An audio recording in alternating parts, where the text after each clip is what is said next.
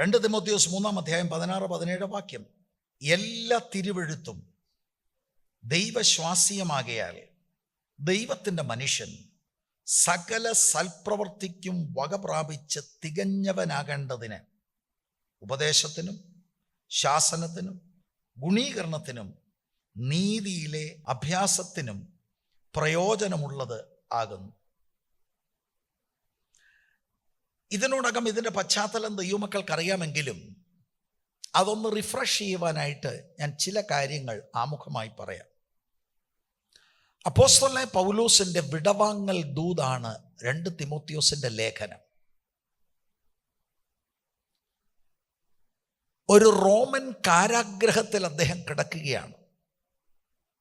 ആദ്യത്തെ പ്രാവശ്യം കാരാഗ്രഹത്തിൽ അദ്ദേഹത്തെ ആക്കിയപ്പോൾ അദ്ദേഹത്തിന് പ്രത്യാശയുണ്ടായിരുന്നു പുറത്തു വരുമെന്ന്. അങ്ങനെ തന്നെ അദ്ദേഹം പുറത്തു വരികയുണ്ടായി. എന്നാൽ ഈ രണ്ടാമത്തെ ഇംപ്രിസൺമെൻറ്റിൽ അദ്ദേഹം പുറത്തു വരത്തില്ല എന്നുള്ള ഉറപ്പ് അദ്ദേഹത്തിനുണ്ടായി. അങ്ങനെ അദ്ദേഹം സ്ഥാപിച്ച എഫെസോസ് സഭയിൽ പിൻകാലങ്ങളിൽ ശുശ്രൂഷകൻ ആയ അദ്ദേഹത്തിൻ്റെ നിജപുത്രനായ തിമോത്തിയെ ധൈര്യപ്പെടുത്തുവാനായി പൗലോസ് എഴുതിയ ലേഖനമാണ് 2 തിമോത്തി. ഇത് അദ്ദേഹത്തിൻ്റെ ഫെയർവെൽ മെസ്സേജാണ്. പ്രത്യേകിച്ച് 2 തിമോത്തി 4-6 മുതലുള്ള വാക്യങ്ങളിൽ അത് വളരെ വ്യക്തമാണ്. ഞാനൊരു പാനീയ യാഗമായി ഒഴിക്കപ്പെടുന്നു എന്നും എൻ്റെ നിര്യാണകാലം അടുത്തിരിക്കുന്നു എന്നൊക്കെ പറയുമ്പോൾ അദ്ദേഹം മുൻപിൽ മരിക്കുമെന്നുള്ളത് അദ്ദേഹം കാണും. എന്നാൽ വളരെ പ്രത്യാശയോടെയാണ് താൻ ആ കാരാഗ്രഹത്തിൽ ആയിരിക്കുന്നത്. ഈ സഭ പൗലോസ് സ്ഥാപിച്ച സഭയാണ്. അപ്പോസ്തല പ്രവർത്തികൾ എന്ന ചരിത്ര പുസ്തകത്തിൽ അതിൻ്റെ 19-20 അധ്യായങ്ങൾ പരിശോധിച്ചാൽ എഫെസോസ് സഭ പൗലോസിൻ്റെ 3ാം മിഷണറി യാത്രയിൽ അദ്ദേഹം അത് സ്ഥാപിച്ച ചരിത്രം വൈദ്യനായ ലൂക്കോസ് അവിടെ രേഖപ്പെടുത്തിയിട്ടുണ്ട്. 20-ാം അധ്യായത്തിൻ്റെ 31-ാം വാക്യത്തിൻ്റെ 2ാം ഭാഗത്തിലേക്ക് വരുമ്പോൾ, ഞാൻ 3 സംവത്സരം രാപ്പകൽ ഇടവിടാതെ കണ്ണുനീർ വാർത്തും കൊണ്ട് ഓരോരുത്തന് ബുദ്ധി പറഞ്ഞു തന്നത് ഓർത്തുകൊള്ളുവീൻ. എഫെസോസിൽ 3 വർഷം ദൈവത്തിൻ്റെ ആലോചന അദ്ദേഹം ഒട്ടും മറച്ചു വെക്കാതെ ശക്തമായി പ്രചരിപ്പിച്ചു.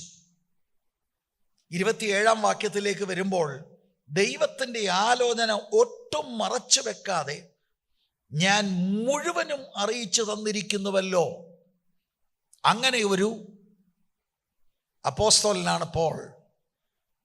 ആ സഭ പ്ലാൻ ചെയ്യുക മാത്രമല്ല, ദൈവത്തിൻ്റെ ആലോചന വളരെ കൃത്യമായി 3 വർഷം അദ്ദേഹം അവിടെ ആയിരുന്ന സമയത്ത് പഠിപ്പിക്കുകയുണ്ടായി. ഈ 20-ാം അധ്യായത്തിൻ്റെ സന്ദർഭമെന്ന് പറയുന്നത്, അദ്ദേഹം എഫെസോസിൽ നിന്ന് പോകാൻ തയ്യാറെടുക്കുകയാണ്. മിലത്തോസ് ദ്വീപിൽ അദ്ദേഹം അവിടെയുള്ള അസിസ്റ്റൻ്റ് മൂപ്പന്മാരായി വാർത്തെടുത്ത ആളുകളെ വിളിച്ചുകൊണ്ട് അവരോട് അന്തിമമായിട്ടുള്ള ഫെയർവെൽ പറയുന്ന ഒരു അധ്യായമാണ് 20-ാമത്തെ അധ്യായം. അതിൻ്റെ 29 മുതൽ 31 വരെയുള്ള വാക്യങ്ങളിൽ ആ പ്രദേശത്ത് നിന്ന് അപ്പോസ്തലൻ പോകുമ്പോൾ ഒരു മുന്നറിയിപ്പ് അവരോട് പറഞ്ഞു. ഇതൊക്കെ ഇന്ന് നമ്മൾ ധ്യാനിക്കുന്ന 2 തിമോത്തി 3-ാം അധ്യായവുമായിട്ട് വളരെ ബന്ധമുണ്ട്. എന്താണ് മുന്നറിയിപ്പ്? ഞാൻ പോയ ശേഷം ആട്ടിൻകൂട്ടത്തെ ആദരിക്കാത്ത കൊടിയ ചെന്നായ്ക്കൾ നിങ്ങളുടെ ഇടയിൽ കടക്കും എന്ന് ഞാൻ അറിയുന്നു. ഒരു ദൈവിക നടത്തിപ്പ് നിയോഗം വെളിപ്പാട് അദ്ദേഹത്തിനുണ്ടായി. സഭയിൽ നിന്ന് അദ്ദേഹം പോകുകയാണ്. പോയി കഴിയുമ്പോൾ ഇതിനകത്ത് ദുരുപദേശകർ കയറുമെന്നുള്ള അരുളപ്പാട് അദ്ദേഹത്തിനുണ്ടായി. അത് ദൈവസഭയിലെ മൂപ്പന്മാരെ അറിയിക്കുകയാണ്.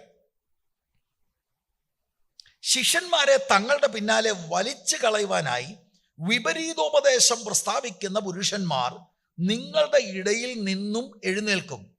വെളിയിൽ നിന്ന് കടക്ക മാത്രമല്ല, അകത്തുള്ളവരെ പൊളിയൂട്ട് ചെയ്ത് അകത്തു നിന്നും എഴുന്നേൽക്കുമെന്നാണ് അദ്ദേഹം അവർക്കൊരു മുന്നറിയിപ്പ് കൊടുക്കുന്നത്. എന്നിട്ട് അടുത്ത വാക്യത്തിൽ, അതുകൊണ്ട് ഉണർന്നിരിപ്പീൻ, ഞാൻ 3 സംവത്സരം രാപ്പകൽ ഇടവിടാതെ കണ്ണുനീർ വാർത്തും കൊണ്ട് ഓരോരുത്തരും ബുദ്ധി പറഞ്ഞു തന്നത് ഓർത്തുകൊള്ളുവീൻ. പൗലോസ് ഈ പ്രവചിച്ചതുപോലെ, ഈ മുന്നറിയിപ്പ് അറിയിച്ചതുപോലെ തന്നെ ദുരുപദേശകർ അദ്ദേഹം അവിടുന്ന് പോയ ശേഷം എഫെസോസ് സഭയിൽ പ്രവേശിച്ചു.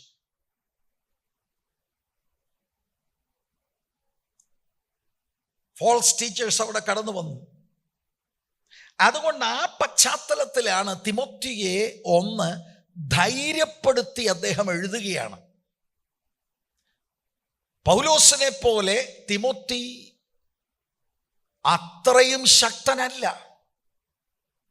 അതുകൊണ്ട് പോൾ അദ്ദേഹത്തെ പറഞ്ഞു മനസ്സിലാക്കുകയാണ്, ഈ ദുരുപദേശകരുടെ വെല്ലുവിളി കണ്ടുകൊണ്ട് ക്ഷീണിച്ചു പോകാതെ ഉത്സാഹത്തിൽ നിൽപ്പാനായി അദ്ദേഹം പ്രബോധിപ്പിക്കുകയാണ്. അദ്ദേഹം തിമോത്തിയോട് പറയുന്നുണ്ട്, ഇതിൽ ചിലര് മാനസാന്തരപ്പെടാൻ സാധ്യതയുണ്ട്, അതുകൊണ്ട് അവരെ പഠിപ്പിക്കണം സാവധാനത്തിൽ. പക്ഷെ ചിലര് മാനസാന്തരപ്പെടത്തില്ലെന്ന് അദ്ദേഹം പറയുന്നുണ്ട്. അങ്ങനെയുള്ളവരെ വിട്ടൊഴിയുക എന്നൊരു നിർദ്ദേശമാണ് പൗലോസ് പറയുന്നത്.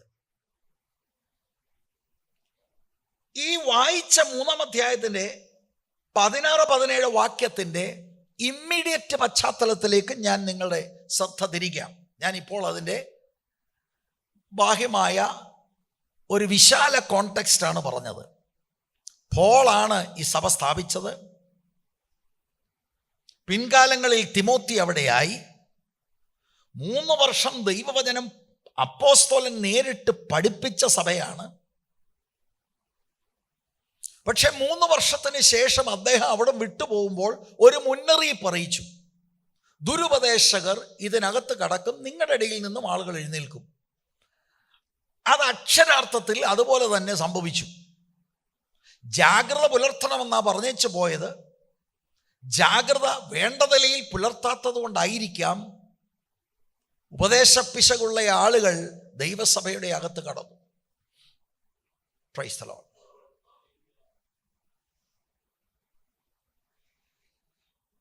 മൂന്നാം അധ്യായം അദ്ദേഹം തുടങ്ങുന്നത്, അന്ത്യകാലത്ത് ദുർഘട സമയങ്ങൾ വരുമെന്നറിയുക. യൗവനക്കാരനായ ശുശ്രൂഷകനോട് പറയുകയാണ്, വിശ്വാസത്യാഗം വ്യാപകമായി സംഭവിക്കും, അത് നീ അറിയണം. ദുർഘട സമയം, ടെറിബിൾ ടൈംസ്, ഡിഫിക്കൽട്ട് ടൈംസ്, ഒരു ക്രിസ്ത്യാനിയായി ജീവിക്കാൻ പാടുള്ള സമയം വരും. ഇത് നീ അറിയണം എന്ന് 1-ാം വാക്യത്തിൽ നമ്മൾ കാണുന്നു. 1 മുതൽ 9 വരെയുള്ള വാക്യങ്ങളിലാണ് തിമോത്തിയോട് പറയുകയാണ്, ഇങ്ങനെ വ്യാപകമായി ആളുകൾ വചനത്തിൻ്റെ പഥ്യ ഉപദേശം വിട്ട് മൂല്യച്യുതി സംഭവിക്കുന്ന സ്വഭാവം ദൈവവചന അടിസ്ഥാനത്തിലല്ലാത്ത ഒരു കാലഘട്ടം വരുമെന്നുള്ള മുന്നറിയിപ്പ് കൊടുക്കുകയാണ്. 1-ാം വാക്യത്തിലും 5-ാം വാക്യത്തിലും 2 നിർദ്ദേശങ്ങൾ. 1-ാം വാക്യത്തിൽ നീ ഇത് അറിയുക. എന്തിനാണ് അങ്ങനെ പറയുന്നത്? ഇത് മുൻകൂട്ടി അറിഞ്ഞാൽ ആടാതെ പതറിപ്പോകാതെ പാസ്റ്റർക്ക് നിൽക്കാൻ കഴിയും. അറിയത്തില്ല ഒരു കാര്യം പെട്ടെന്ന് സംഭവിക്കുകയാണെങ്കിൽ തിമോത്തി ആടിപ്പോകും. അതുകൊണ്ട് നീ കാര്യം അറിയണമെന്ന് അദ്ദേഹം ആത്മാവിൽ എഴുതുകയാണ്. എന്നിട്ട് 5-ാം വാക്യത്തിൽ ഒരു നിർദ്ദേശമുണ്ട്, അങ്ങനെയുള്ളവരെ വിട്ടൊഴിയുക. 2 നിർദ്ദേശങ്ങളാണ് 1-ാം വാക്യത്തിലും 5-ാം വാക്യത്തിലും കാണുന്നത്. ദൈവവചനത്തിൻ്റെ പഥ്യ ഉപദേശത്തിൽ നിൽക്കാത്ത ആളുകളെ അവരിൽ നിന്ന് ഒഴിയുക, അവരെ അവോയ്ഡ് ചെയ്യുക എന്നതാണ് എഴുതിയിരിക്കുന്നത്. അപ്പം ഇത് വളരെ നമ്മൾ മനസ്സിലാക്കണം. ഇതായിരുന്നു ഈ ചർച്ചിനോട് ദൈവത്തിന് വളരെ ശക്തമായി പറയാനുണ്ടായിരുന്ന ഒരു ദൂത്. സഭാ ചരിത്രത്തിൽ ഓരോ ഘട്ടങ്ങളും വന്നിട്ടുണ്ട്.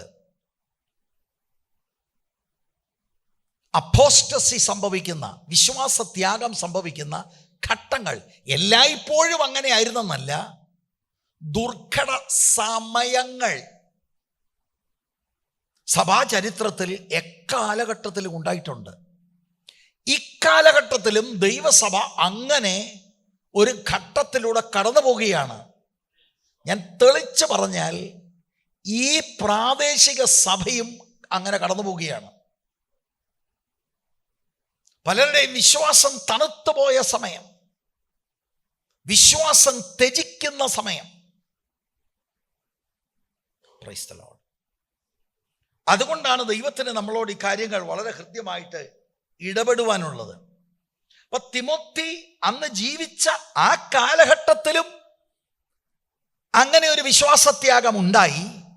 ഇപ്പോൾ നമ്മുടെ കാലഘട്ടത്തിലും ഇതുപോലുള്ള ഡേഞ്ചറസ് ആയിട്ടുള്ള, ടെറിബിൾ ആയിട്ടുള്ള ഒരു ഡിഫിക്കൽട്ട് സമയം ഉണ്ട്.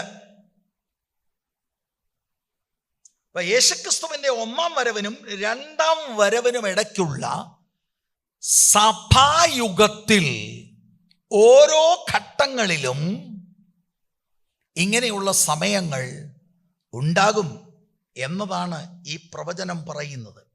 എന്നിട്ട് 2 മുതൽ 4 വരെയുള്ള വാക്യങ്ങളിൽ 18 കൂട്ടം വൈസസ് ആണ് പൗലോസ് വിശദീകരിക്കുന്നത്. ആ 18 കൂട്ടം കാര്യങ്ങളാണ് ദൈവസഭയിൽ ഉള്ള ആളുകളുടെ സ്വഭാവം. അത് വചനവിരുദ്ധമാണ്. സ്വഭാവം അങ്ങനെ തരം താഴ്ന്ന അനുഭവത്തിലാകും. ദൈവവചനം വിടും. എന്നിട്ട് 5-ാം വാക്യത്തിൽ അതിനെ ക്രോഡീകരിച്ചുകൊണ്ട് എഴുതുകയാണ്, ഭക്തിയുടെ വേഷം ധരിച്ച് അതിൻ്റെ ശക്തിയെ ത്യജിക്കുന്നവരുമായിരിക്കും, അങ്ങനെയുള്ളവരെ വിട്ടൊഴിയുക. ഇവർ ദൈവവചന പ്രകാരം പോകത്തില്ല. എത്ര ഉപദേശിച്ചാലും പോകത്തില്ല. അവർക്ക് വിശ്വാസത്യാഗം സംഭവിച്ചിരിക്കുകയാണ്. അങ്ങനെയുള്ളവരെ കുറിച്ച് അവോയ്ഡ് ദം എന്നതാണ് ദൈവത്തിൻ്റെ വചനം നമ്മെ പഠിപ്പിക്കുന്നത്. ചിലരെ സംബന്ധിച്ചിടത്തോളം അവർ മാനസാന്തരപ്പെടാൻ സാധ്യതയുണ്ട്. അവരോട് സാവകാശമായി വചനം പറഞ്ഞു കൊടുക്കണം. പക്ഷെ ചിലര് മാനസാന്തരപ്പെടത്തില്ല. അവരെ സംബന്ധിച്ചോളം ചെയ്യേണ്ടത് അവോയ്ഡ് ചെയ്യുക എന്നുള്ളതാണ്. അപ്പൊ ഇങ്ങനെയുള്ള ആളുകൾ തിമോത്തിയുടെ പാസ്റ്ററായിരിക്കുന്ന എഫെസോസ് സഭയിൽ ഉണ്ടായി. അത്ഭുതകരമായിട്ട് നമുക്ക് തോന്നും. പൗലോസ് തുടങ്ങിയ സഭ, പൗലോസ് പഠിപ്പിച്ച സഭ, പൗലോസിന്റെ കൂടെ നടന്ന് ദൈവവചനം അഭ്യസിച്ച തിമോത്തി പാസ്റ്ററായിരിക്കുന്ന സഭയിൽ ഇങ്ങനെയൊക്കെ ഉണ്ടാകുമോ? ഉണ്ടായി. എക്കാലത്തും ഇങ്ങനെ ഉണ്ടാകും. ഇനിയുള്ള കാലം കർത്താവിന്റെ വരവ് താമസമെങ്കിലും ഉണ്ടാകും. ഈ കാലഘട്ടത്തിൽ ഉണ്ടാകുന്നു. ഈ ചർച്ചിൽ ഉണ്ടായി. വ്യാപകമായി കിടക്കുന്ന യൂണിവേഴ്സൽ ചർച്ചിൽ ഇപ്പോൾ ഇത് ഉണ്ടായിക്കൊണ്ടിരിക്കുന്നു. ഇത് വളരെ ഗൗരവമുള്ള കാര്യമാണ്. നമ്മളോടുള്ള മനസ്സലിവും സ്നേഹവും നിമിത്തം മാസങ്ങൾക്ക് മുമ്പ് ഈ ദൂത് ദൈവത്തിൻ്റെ ആത്മാവ് നമുക്ക് തന്ന് അത് വിശദീകരിച്ച് മനസ്സിലാക്കുവാൻ ദൈവം സന്ദർഭവും സാവകാശവും തന്നു. എന്നിട്ടും പലർക്കും മനസ്സിലാകാതെ വീണുപോയി എന്നുള്ളതാണ് നമ്മളെ അത്ഭുതപ്പെടുത്തുന്ന വിഷയം. ഞാൻ ഇന്നതുപോലെ ഓർക്കുന്നു, ഇതാദ്യമായിട്ട് ഞാൻ സംസാരിച്ചത്. എനിക്കതിൻ്റെ ആദ്യത്തെ വാക്യം ഒന്ന് പറയാൻ ഒരു പ്രകാശനമുണ്ടായി. ഒരു വീട്ട് പ്രാർത്ഥന നടക്കുകയാണ്. സഹോദരൻ ആൽബി പാട്ടുകൾ പാടി ആരാധനയ്ക്ക് നേതൃത്വം കൊടുക്കുകയാണ്. ഒരു പ്രാവശ്യം കൂടെ അതിൻ്റെ കുറിവാക്യം ഒന്ന് വായിക്കാമെന്നും കണ്ട് 3-ാം അധ്യായത്തിൻ്റെ 1-ാം വാക്യം തുടങ്ങിയത് എനിക്കറിയാം. You must understand this. ഇംഗ്ലീഷിൽ അത് ഞാൻ വായിച്ചപ്പോൾ അക്ഷരാർത്ഥത്തിൽ അവിടെ ഇരുന്ന് ഞാൻ കരഞ്ഞു. നീ ഇത് മനസ്സിലാക്കണം. ദൈവത്തിൻ്റെ ആത്മാവ് എന്നോട് സംസാരിക്കുന്നതായിട്ട് എനിക്ക് തോന്നി. എന്നിട്ട് അന്ന് ഞാൻ ഓർക്കുന്നു, ഞാൻ എഴുന്നേറ്റ് ആ വാക്യാംശത്തെ ആധാരമാക്കി അവിടെ ഒരു 45 മിനിറ്റെങ്കിലും ആ വീട്ടുപ്രാർത്ഥനയിൽ ഞാൻ പ്രസംഗിച്ചു. അതിനുശേഷം നടന്നത് മുഴുവനും അന്ന് പറഞ്ഞ ദൂതും അതിനുശേഷം പറയുന്ന ആ വചനത്തിൻ്റെ ദൂതിൻ്റെ ചുരുളുകൾ അഴിയുന്നത് പോലെ ഓരോ സംഭവങ്ങൾ ഉണ്ടാകുകയായിരുന്നു. സ്തോത്രം. ഇന്നും എനിക്ക് നിങ്ങളോട് അഭ്യർത്ഥനയുള്ളത്, ദൈവത്തിൻ്റെ ആത്മാവ് ഈ ദൈവത്തിൻ്റെ വചനത്താൽ നിങ്ങളുടെ കണ്ണുകൾ തുറക്കണം. വ്യക്തികളല്ല നമുക്ക് വിഷയം, നമുക്ക് കാര്യമുള്ളത് ദൈവത്തോടാണ്. ദൈവം എന്താണ് തിരുവെഴുത്തിൽ പറയുന്നത്? എന്താണ് ദൈവത്തിൻ്റെ ആത്മാവ് പറയുന്നത്? ദൈവത്തിൻ്റെ ആത്മാവ് ദൈവവചനത്തിലൂടെയാണ് ഇടപെടുന്നത്. പ്രസംഗിയുടെ മനസ്സിൽ തോന്നുന്ന എന്തെങ്കിലും കാര്യങ്ങൾ വിളമ്പി ഇതാണ് ദൈവാലോചന എന്ന് പറയുന്ന ശൈലിയല്ല നമുക്കുള്ളത്. ദൈവത്തിൻ്റെ വചനത്തിൻ്റെ പ്രേരണ കിട്ടുമ്പോൾ വചനം അതെന്താണ് സംസാരിക്കുന്നത് മനസ്സിലാക്കി പശ്ചാത്തലത്തിൽ നിന്നുകൊണ്ട് വ്യാഖ്യാനിക്കുമ്പോൾ ദൈവസഭയോടുള്ള ദൂതാണ്. ഇത് നമ്മൾ മനസ്സിലാക്കണം. മനസ്സിലാക്കിയാൽ ദുഃഖിക്കേണ്ടി വരില്ല. മനസ്സിലായില്ല, ഇതൊക്കെ ഒരു തമാശ പോലെ തോന്നിയാൽ ദുഃഖിക്കേണ്ടി വരും. Price the Lord. ഭക്തിയുടെ വേഷം ധരിച്ചതിൻ്റെ ശക്തിയെ ത്യജിക്കുന്നവരുമായിരിക്കും എന്ന് പറഞ്ഞാൽ എന്താ? ഈ കൂട്ടര് അവിശ്വാസികളാകുന്ന ലോകത്തെക്കുറിച്ചല്ല. അന്ത്യകാലത്തെ ദുർഘട സമയം വരുമെന്ന് പറഞ്ഞാൽ കൊറോണ ഉണ്ടാകുമെന്നോ വെള്ളപ്പൊക്കം വരുമെന്നോ സുനാമി അടിക്കുമെന്നോ അല്ല. ദൈവസഭയ്ക്കകത്തുള്ള മെമ്പേഴ്സ് എന്ന് കരുതപ്പെടുന്ന ആളുകൾക്ക് വിശ്വാസ ത്യാഗം സംഭവിക്കും. അവർക്ക് ദൈവവചനം വേണ്ടാതെ വരും. അവർ ദൈവകൃപ വിടും. പക്ഷേ അവര് വർഷിപ്പ് സർവീസിന് വരും, പാട്ട് വേണേ പാടും, ദശാംശം വേണേ കൊടുക്കും, സ്വോത്രാഴ്ച വേണേ ഇടും. ഇതെല്ലാം മുറയ്ക്ക് നടക്കുമ്പോഴും ഹൃദയത്തിൻ്റെ കണക്ഷൻ ദൈവവുമായിട്ടുള്ളത് വിച്ഛേദിക്കപ്പെടുന്ന അനുഭവം അന്ത്യകാലഘട്ടത്തിൽ ഉണ്ടാകും. വളരെ ഭക്തിയോടും വിശുദ്ധ ആണ് എന്നൊക്കെ നമുക്ക് തോന്നിപ്പോവും. പക്ഷെ ഇത് മുഴുവനും നാടകമാണ്. ഇത് മുഴുവനും വേഷം കെട്ടാണ്. പുറത്ത് കാണിക്കുന്നത് പോലെ ജീവിക്കാനുള്ള ആന്തരിക ആത്മാവിൻ്റെ ബലമില്ലാത്ത ആളുകൾ. ഇതിന് ശേഷം 6 മുതൽ 9 വരെയുള്ള വാക്യം, 1 മുതൽ 9 വരെയാണ് തിമോത്തിക്കുള്ള വാണിംഗ് കൊടുക്കുകയാണ്. ഇതാണ് പ്രതീക്ഷിക്കേണ്ടത്. ആദ്യത്തെ 5 വാക്യങ്ങൾ എന്താണെന്ന് ഒന്നുകൂടെ നമ്മുടെ മനസ്സൊന്ന് റിഫ്രഷ് ചെയ്തു. 6 മുതൽ 9 വരെയുള്ള വാക്യങ്ങളിൽ പൗലോസ് പറയുകയാണ്, ഇങ്ങനെയുള്ള കൂട്ടത്തിൽ നിന്ന്, ഈ ഭക്തിയുടെ വേഷം ധരിച്ച് ശക്തിയെ ത്യജിക്കുന്ന വചനം വിട്ടുപോയവരുടെ കൂട്ടത്തിൽ നിന്ന് ചില നേതാക്കന്മാര് പുറത്തു വന്ന് വീടുകളിൽ നൂണ് കയറി പെണ്ണുങ്ങളെ സ്വാധീനിക്കുമെന്ന് പച്ചക്കെഴുതി വച്ചിരിക്കുകയാണ്. അപ്പൊ ഈ കൂട്ടത്തിൽ നിന്ന് കുറെ ആളുകൾ ദൈവസഭയിലുള്ള ആളുകളെ ക്യാൻവാസ് ചെയ്യും. അതുകൊണ്ടാണ് 5-ാം വാക്യത്തിന്റെ 2-ാം ഭാഗത്തിൽ അങ്ങനെയുള്ളവരെ വിട്ടൊഴിയുക എന്നൊരു നിർദ്ദേശം കൊടുത്തിരിക്കുന്നത്. വിട്ടൊഴിഞ്ഞില്ലെങ്കിൽ പിന്നെയും അവരുടെ സംസാരത്തിനും അവരുടെ ക്യാൻവാസിങ്ങിനും നമ്മുടെ ചെവി കൊടുത്താൽ നാം പിടിക്കപ്പെടും, ട്രാപ്റ്റ് ആകും.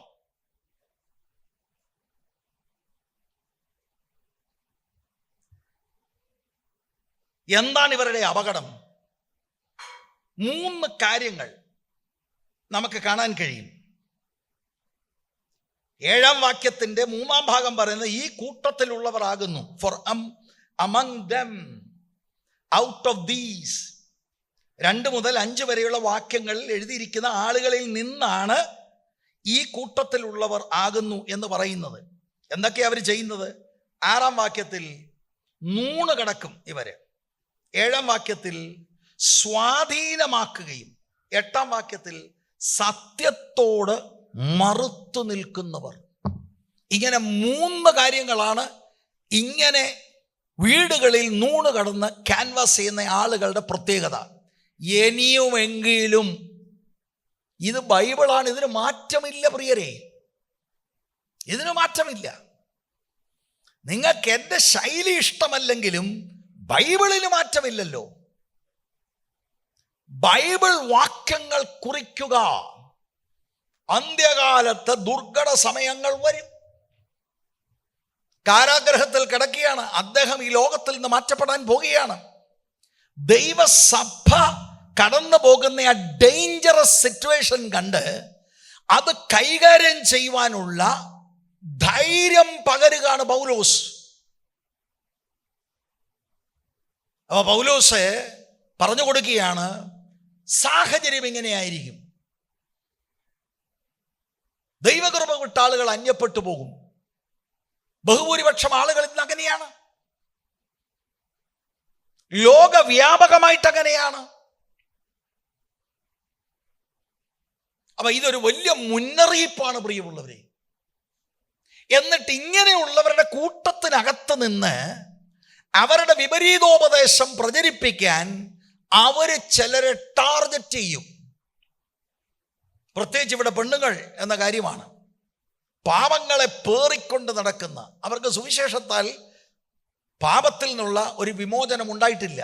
പാപങ്ങളെ പേറിക്കൊണ്ട് നടക്കുന്ന, എപ്പോഴും പഠിച്ചിട്ടും പഠിക്കാത്ത കുറെ ആളുകൾ, എത്ര പറഞ്ഞാലും മനസ്സിലാകത്തില്ല. കാരണം അവർക്കൊരു സ്റ്റാൻഡുണ്ട്, അവർക്കറിയാനില്ല.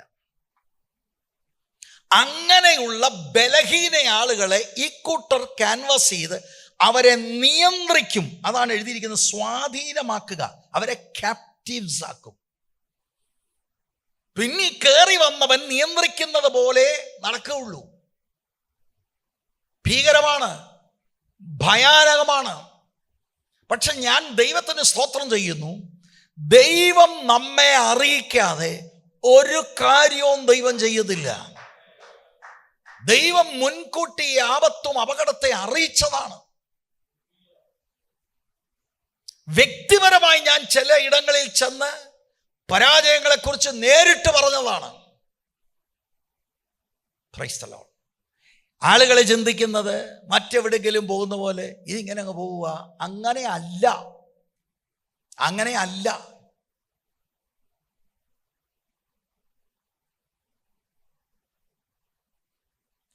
തിമോത്തിക്ക് വളരെ കൃത്യമായി മനസ്സിലാക്കണം, ദൈവവചനത്തോടൊരു എതിർപ്പ് അന്ത്യകാലഘട്ടത്തിൽ ഉണ്ടാകും. ഇവർ സത്യത്തോട് മറുത്തു നിൽക്കുന്നവർ. എന്നിട്ട് 10 മുതൽ 17 വരെയുള്ള വാക്യങ്ങളിലെ നിർദ്ദേശം, ഈ വിശ്വാസത്യാഗത്തെ തിമോത്തി തോൽപ്പിക്കണം. സാഹചര്യം എങ്ങനെയാണ്? ഇതൊരു കുത്തൊഴുക്ക് പോലെ പോവുകയാണ്. ഈ കുത്തൊഴുക്കിൽ ഉപദേശിയും പോവുകയല്ല, അദ്ദേഹം നേരെ നിൽക്കണം. നേരെ നിൽക്കണം. അതെങ്ങനെ നിൽക്കാൻ കഴിയുമെന്നുള്ളതിന് 3 നിർദ്ദേശങ്ങളാണ് 10 മുതൽ 17 വരെയുള്ള വാക്യങ്ങൾ.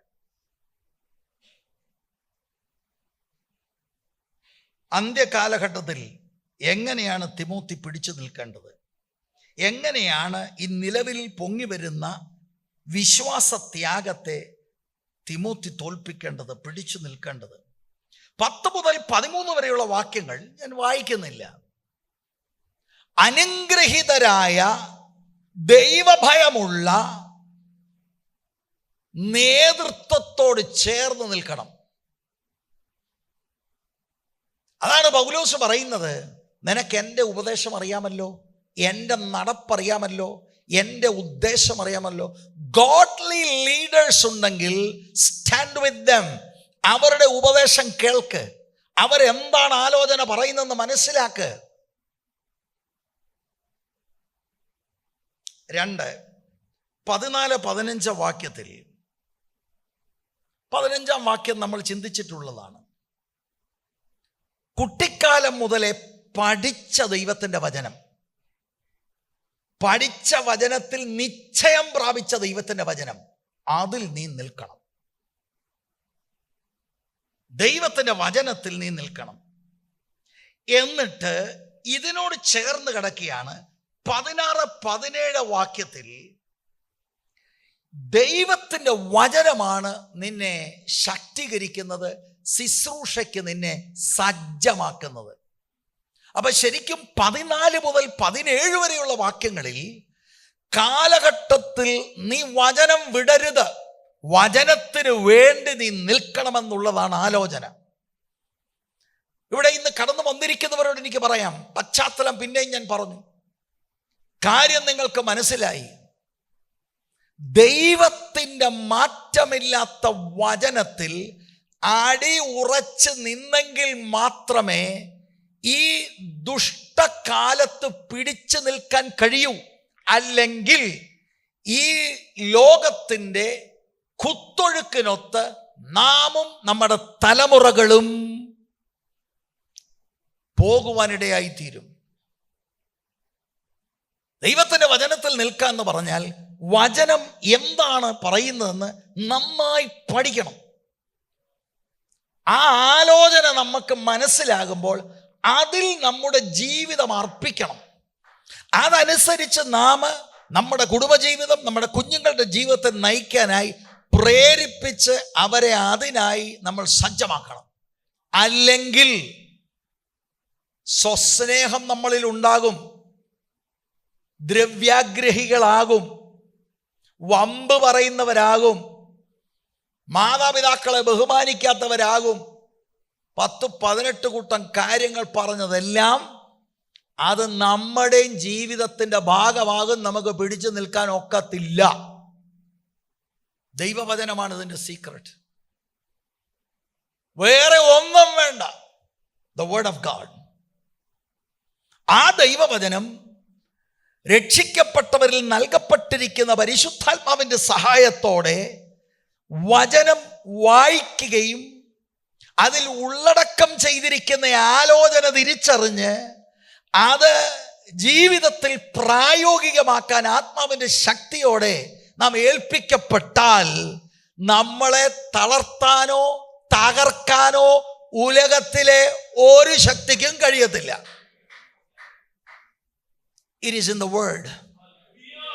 ഇത് മാറ്റിവെച്ചാൽ നീയും നിന്റെ തലമുറയും പോക്കാണ്. That's how serious it is. അപ്പൊ 14-15 വാക്യങ്ങൾ നമ്മൾ വായിച്ചതാണ്. പ്രത്യേകിച്ച് അവിടുത്തെ പ്രധാന വിഷയം, ഈ തിമോത്തിക്ക് നല്ലൊരു ട്രെയിനിങ് കിട്ടിയിട്ടുണ്ട്. പൗലോസിൽ നിന്ന് പിൻകാലത്താണ് കിട്ടിയത്. ലോയസിൽ നിന്നും യുനേക്കയിൽ നിന്നും വല്യമ്മയിൽ നിന്നും അമ്മയിൽ നിന്നും കുട്ടിക്കാലം മുതൽ പഴയ നിയമത്തിൽ നന്നായി ട്രെയിനിങ് കിട്ടിയിട്ടുള്ളയാളാണ്. നന്നായിട്ട് ദൈവവചനം പഠിച്ചിട്ടുള്ളയാളാണ് തിമോത്തി. അതിനുശേഷം അപ്പോസ്തലനായ പൗലോസിന്റെ ട്രെയിനിങ്ങിലൂടെ അദ്ദേഹം കടന്നുപോയ ആളാണ്. അത്രമാത്രം ദൈവവചന പരിജ്ഞാനമുള്ളയാളാണ് തിമോത്തി. പോളിന്റെ simple advice, stand in the word. മാത്രമല്ല അദ്ദേഹം എടുത്തു പറയുന്ന ഒരു കാര്യമുണ്ട്, നിന്നെ ദൈവവചനം പഠിപ്പിച്ചവരെ ഓർക്കണമെന്ന്. അതിൻ്റെ അർത്ഥം എന്താണെന്നറിയാമോ? വല്യമ്മയും അമ്മയും അക്കാഡമിക് നോളജ് മാത്രമല്ല പകർന്നത്, അവര് പറഞ്ഞ ദൈവത്തിന്റെ വചനത്തിന് ഒത്തവണ്ണം അവര് തിമോത്തിയുടെ മുൻപിൽ ജീവിച്ചൂടെ കാണിച്ചു. പോളും ഇതാണ് പറയുന്നത്, എൻ്റെ ഉപദേശം അറിയാമല്ലോ, എൻ്റെ നടപ്പറിയാമല്ലോ, എൻ്റെ ഉദ്ദേശം അറിയാമല്ലോ, ഈ ഉപദേശത്തിന് വേണ്ടി ഞാൻ കഷ്ടമനുഭവിച്ച നിനക്കറിയാമല്ലോ. ഉപദേശി ഉപദേശിച്ചതിനനുസരിച്ച് ജീവിതത്തിലൂടെ കാണിക്കുകയും ചെയ്തു. ഇങ്ങനെയാണ് ജീവിക്കേണ്ടതിന്. നീ അത് വിടരുത്, നീ വചനത്തിൽ നിൽക്കണം. Price the Lord, hallelujah. എൻ്റെ പ്രിയപ്പെട്ട സഹോദരിമാരെ, അമ്മമ്മമാരെ, സഹോദരന്മാരെ, അച്ചായന്മാരെ, തട്ടിപ്പ് കൊണ്ടൊന്നും പണി നടക്കത്തില്ല. ഈ ഉരുട്ടിപ്പെരട്ട് പരിപാടി കൊണ്ടൊന്നും ക്രിസ്തീയ ജീവിതം നിങ്ങൾക്ക് പൂർത്തീകരിക്കാൻ ഒക്കത്തില്ല.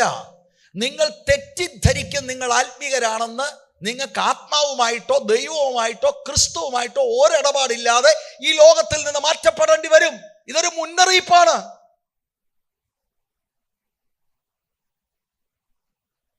ക്രിസ്തീയ ജീവിതം വളരെ കെയർഫുൾ ആകേണ്ടതാണ്. ക്രിസ്തീയ ജീവിതം സീരിയസ് ആണ്. ക്രിസ്തീയ ജീവിതത്തിൻ്റെ ആധാരം ദൈവത്തിൻ്റെ വചനമാണ്. നമ്മളൊരു ഷോ കാണിക്കുന്നതല്ല ക്രിസ്തീയ ജീവിതം. എനിക്കങ്ങനെ വേണ്ട ഒരു ഷോ കാണിക്കാം, അതല്ല ക്രിസ്തീയ ജീവിതം. അത് സ്വയം വഞ്ചനയാണ്. നമുക്കെന്ത് നേട്ടം അതുകൊണ്ടുണ്ട്? വളരെ സൂക്ഷിക്കണം, വളരെ സൂക്ഷിക്കണം.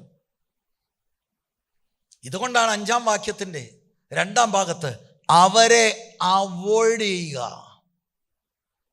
അവൻ കേറി പറ്റിയാൽ പോക്ക. ചിലര് മാനസാന്തരപ്പെടും, അവരോട് സാവധാനത്തിൽ പറഞ്ഞുകൂടാ. ചിലര് പെടത്തില്ല. അവർ ദൈവത്തെയും ക്രിസ്തുവിനെയും വചനത്തെയും തിരസ്കരിച്ചവരാണ്. അങ്ങനെയുള്ളവർ വീടുകളിൽ നുഴഞ്ഞു കയറി ക്യാൻവാസ് ചെയ്ത് ക്യാപ്റ്റിവേറ്റ് ചെയ്യുമെന്ന എന്ന് പറഞ്ഞാൽ നമുക്ക് സ്വന്തമായി തീരുമാനമെടുക്കാൻ നമ്മളെ നിയന്ത്രിക്കുന്ന അനുഭവം ഉണ്ടാകും. ഓക്കെ, ഞാൻ എന്ത് ചെയ്യണം? You stand in the word. തിമോത്തിക്ക് കൊടുക്കുന്ന നിർദ്ദേശമാണ്. ഇത് മാത്രമല്ല, 2 ആഴ്ചയ്ക്ക് മുമ്പ് നമ്മൾ ചിന്തിച്ചതാണ്. 4:2 യു പ്രീച്ച് ദ വേർഡ്. വ്യക്തിപരമായി നിൽക്കേണ്ടത് വചനത്തിലാണ്. ശുശ്രൂഷയിൽ പ്രസംഗിക്കേണ്ടത് കിഴവിക്കഥയല്ല, ദൈവത്തിൻ്റെ മാറ്റമില്ലാത്ത വചനമാണ്. ഈ കാലഘട്ടത്തിന് ആവശ്യം ദൈവത്തിൻ്റെ വചനമാണ്. കർണരസകരമാകുന്ന കാര്യങ്ങൾ കേൾക്കുവാൻ ഊഹാമോഹങ്ങളുടെ മണ്ഡലത്തിലേക്ക് ആളുകൾ പാഞ്ഞുകൊണ്ടിരിക്കുമ്പോൾ ഇവിടെ ഞാൻ ഒരു കാര്യം പറയാം. ആര് വന്നാലും ആര് പോയാലും we stand in the word of God. കാരണം ദൈവവചനത്തിന് മാറ്റമില്ല. കർത്താവിൽ പ്രസിദ്ധനായിരിക്കുന്ന മാർട്ടിൻ ലോയിഡ് ജോൺസ് ഒരു സഭയിൽ ചാർജ് എടുത്തു. ഒരു കൊച്ചു സഭയാ. ചാർജ് എടുത്ത സമയത്താണ് അവിടെ കുറെ പ്രായമുള്ളവർ മാത്രമേ ഉള്ളൂ. അപ്പോൾ ആളൊട്ടുമില്ല.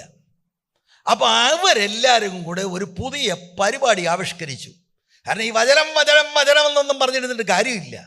എന്താണ് പുതിയ പരിപാടി? ശനിയാഴ്ച വൈകിട്ട് പ്രസംഗപീഠമെല്ലാം മാറ്റി ഒരു സൈഡിൽ വെച്ചിട്ട് ഇവിടെ ഒരു ഡ്രാമ കളി. അങ്ങനെ ആളുകളെ നമ്മുടെ എല്ലാ ശനിയാഴ്ച നമ്മുടെ ഇവിടെ ഡ്രാമ ഉണ്ട്. അങ്ങനെ ആളുകളെ കൂട്ടുക, ആ പരിപാടിയാണ്. മാർട്ടിൻ ലോയിഡ് ജോൺസ് അവിടെ ചാർജ് എടുത്ത ആദ്യത്തെ പ്രാവശ്യം ചെയ്തത്, ആദ്യ ഞായറാഴ്ചയാണെന്നാണ് എൻ്റെ തോന്നൽ, ഈ പുൾപിറ്റ് സ്റ്റേജിൻ്റെ ഒത്ത നടുക്ക് തറച്ച് വെച്ച് അദ്ദേഹം. എന്ന് പറഞ്ഞാൽ അതിൻ്റെ അർത്ഥം എന്താ? ദൈവവചനമാണ് കേന്ദ്ര വിഷയം. ദൈവവചനം പ്രസംഗിക്കപ്പെടും. വേറെ ഒരു ഡ്രാമയും ഈ ചർച്ചിൽ ഇല്ലെന്ന് അദ്ദേഹം പരസ്യമായി പറയുകയാണ്. എനിക്കും പറയാനുള്ളത് ഇതാണ്.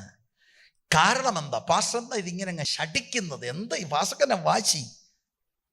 എനിക്ക് ബൈബിളിൽ നിന്ന് കിട്ടിയ അറിവാണ് വചനത്തിലാണ് നിൽക്കേണ്ടത്. ഞാൻ നിങ്ങളെ ചതിക്കാൻ തയ്യാറല്ല. കാലമെല്ലാം കഴിയും, ഇന്ന് കാണുന്നതെല്ലാം അഴിയും. നിലനിൽക്കുന്നത് ഈ ദൈവത്തിൻ്റെ വചനമാണ്. എൻ്റെ ജോലി, ദൈവം എന്നെ ഏൽപ്പിച്ചിരിക്കുന്നത് ഇത് കൃത്യമായിട്ട് വ്യാഖ്യാനിച്ച് നിങ്ങളുടെ മുൻപിൽ കൊണ്ടുവരിക. നിങ്ങളിൽ ഒറ്റയാൾ നഷ്ടപ്പെടരുത്. എന്നാൽ നിങ്ങൾക്കിത് വേണ്ട, നിങ്ങളിത് പുറംകാലം കൊണ്ട് തട്ടിയിട്ട് നിങ്ങൾ പോകുകയാണ്. നിങ്ങളുടെ രക്തം നിങ്ങളുടെ മേൽ. I am not responsible. It is a very serious thing. It is a very, very serious thing. Praise the Lord. 16-17 വാക്യങ്ങൾ നമ്മൾ വായിച്ചതാണ്. ഒരു പ്രാവശ്യം കൂടെ ഞാൻ വായിക്കുന്നു.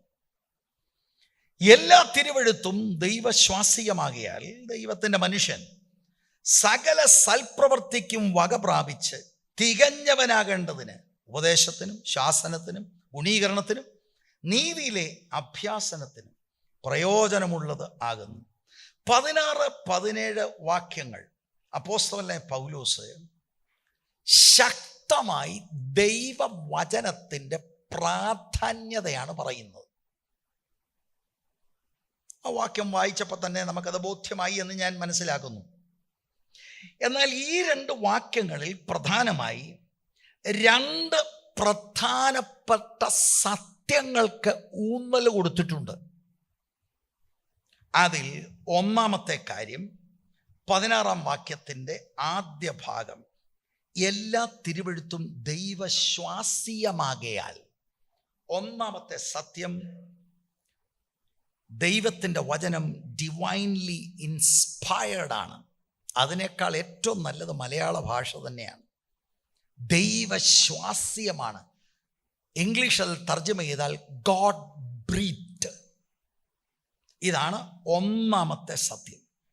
അത് ഞാൻ പിന്നീട് വിശദീകരിക്കാം. രണ്ടാമത്തേത് 16 വാക്യത്തിൻ്റെ 2 ഭാഗം 17 വാക്യവും. രണ്ടാമത്തെ പ്രധാനപ്പെട്ട കാര്യം, ഈ ദൈവശ്വാസ്യമാകുന്ന ദൈവത്തിൻ്റെ വചനം ഇത് സഫിഷ്യൻ്റ് ആണ്. ഇത് മതി എനിക്ക്. തെറ്റില്ലാത്ത ദൈവത്തിൻ്റെ വചനം, മാറിപ്പോകാത്ത ദൈവത്തിൻ്റെ വചനം. This is sufficient in itself. എനിക്ക് വചനം മതി എൻ്റെ ജീവിതത്തിലെ എല്ലാ കാര്യത്തിനും. എനിക്കിതിനോടൊന്നും കൂട്ടേണ്ട കാര്യമില്ല, ഒന്നും കുറയ്ക്കേണ്ട കാര്യമില്ല. The word of God, sufficiency of scripture ആണ് ഇവിടെ കാണിക്കുന്നത്. രക്ഷിക്കപ്പെടാൻ നമുക്കറിയാം, 14 വാക്യത്തിലുണ്ട്, രക്ഷയ്ക്ക് ജ്ഞാനിയാക്കുന്നതാണ് ഈ ദൈവത്തിൻ്റെ വചനം. രക്ഷിക്കപ്പെട്ടവന് വിശുദ്ധീകരണത്തിൽ ഈ ദൈവത്തിൻ്റെ വചനം, സാൽവേഷൻ, സാങ്ക്ടിഫിക്കേഷൻ, എല്ലാത്തിനും മതിയായതാണ് ദൈവത്തിൻ്റെ വചനം. എനിക്കിതിനപ്പുറത്തൊന്നും വേണ്ട. Price the Lord. ഇത് രണ്ടും ഞാൻ വിശദീകരിക്കാം. എന്നാൽ ഇപ്പോൾ ഈ രണ്ടാമത്തെ സഫിഷ്യൻസി ഓഫ് സ്ക്രിപ്ചർ എന്ന കാര്യം അല്പം കൂടെ ഒന്ന് തൊട്ട് നമുക്ക് മുന്നോട്ട് പോകാം. എൻ്റെ ജീവനും ഭക്തിക്കും ആവശ്യമുള്ളത് മുഴുവനും 66 പുസ്തകങ്ങൾ അടങ്ങിയ 40ഓളം എഴുത്തുകാരാൽ 1600ഓളം വർഷമെടുത്തുകൊണ്ട് എഴുതപ്പെട്ട ഈ മാറ്റമില്ലാത്ത ദൈവത്തിൻ്റെ തിരുവെഴുത്ത് വചനം എനിക്ക് മതിയായതാ. It's enough. നേരാന്നോ പാസ്റ്ററേ? വായിച്ചില്ലല്ലേ? നന്നായി വായിച്ച് പഠിക്കണം.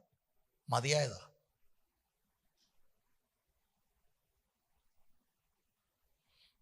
Price the lord. നമ്മുടെ മക്കൾ രക്ഷപ്പെടാൻ ഇത് മതി, വചനം. അപ്പൊ പാസ്റ്റർ കമന്ററികൾ നോക്കുന്നുണ്ടോ? പാസ്റ്റർ തിയോളജിക്കൽ ബുക്സ് വായിക്കുമോ? വായിക്കാറുണ്ട്. ആഹാ, അപ്പൊ അതും വേണ്ടേ? ശ്രദ്ധിച്ച് കേൾക്കണം. അതെന്നെ ഈ പുസ്തകത്തിൻ്റെ വാക്കുകളും വാക്യങ്ങളും മനസ്സിലാകാൻ എനിക്ക് പ്രയോജനമാ. അതല്ല main text. It is the Bible. ആരോ ഒരാൾ എഴുതിയ കമന്ററി അല്ല ബൈബിൾ. ഒരു പുസ്തകവുമല്ല ബൈബിൾ. അതിനകത്തെ ആശയങ്ങൾ ശരിയാകാം, തെറ്റാകാം. മൂലഭാഷയിലെ പുസ്തകങ്ങൾ വായിച്ചാൽ ഈ വേദപുസ്തകത്തിൻ്റെ വാക്കിൻ്റെ അർത്ഥം എന്താണെന്ന് ഗ്രഹിക്കാൻ കഴിയും.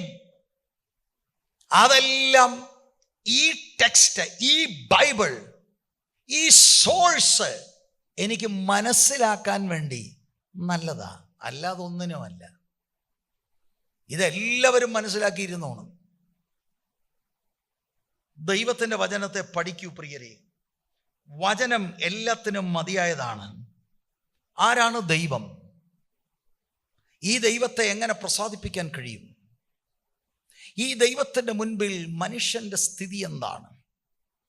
പാപിയായ മനുഷ്യന് എങ്ങനെയാണ് ദൈവത്തോട് മടങ്ങി ഊഷ്മള ബന്ധത്തിലേക്ക് എത്തുവാൻ കഴിയുന്നത് എന്നിങ്ങനെയുള്ള കാതലായ കാര്യങ്ങൾക്ക് മറുപടി ഈ 66 പുസ്തകത്തിനകത്ത് ദൈവത്തിൻ്റെ ആത്മാവ് രേഖപ്പെടുത്തിയിട്ടുണ്ട്.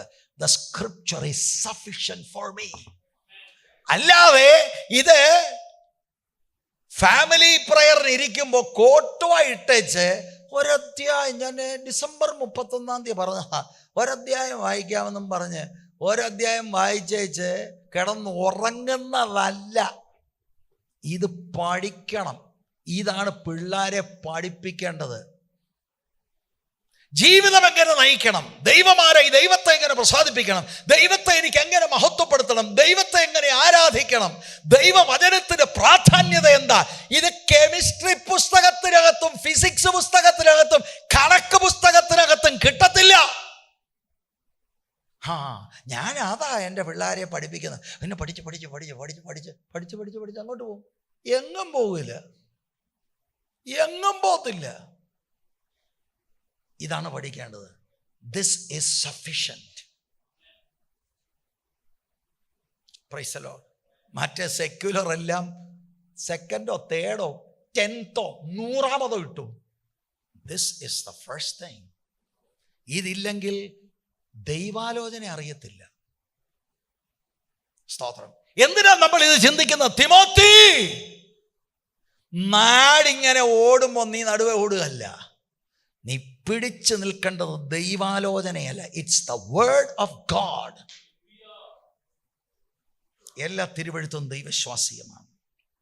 നമ്മൾ ആദ്യത്തെ കാര്യത്തിൽ നിൽക്കാം. Divine inspiration of scripture. എല്ലാ തിരുവെഴുത്തും ദൈവശ്വാസീയമാകയാൽ 16ാം വാക്യത്തിന്റെ ആദ്യ ഭാഗമാണ്. ഓരോ വാക്കും നിങ്ങൾ ശ്രദ്ധിക്കണം. എല്ലാ, ഇംഗ്ലീഷിൽ ഓൾ വളരെ പ്രധാനപ്പെട്ട ഒരു അഡ്ജക്റ്റീവാണ്.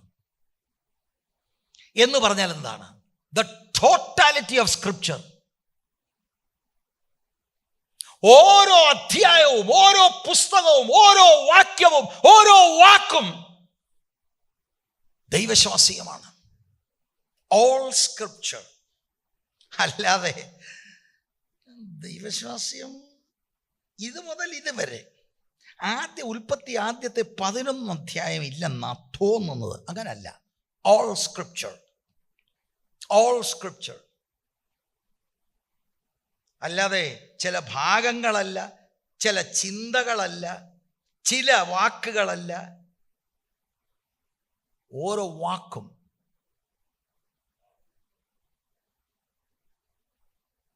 എന്താ? Every jot and ടിറ്റിൽ.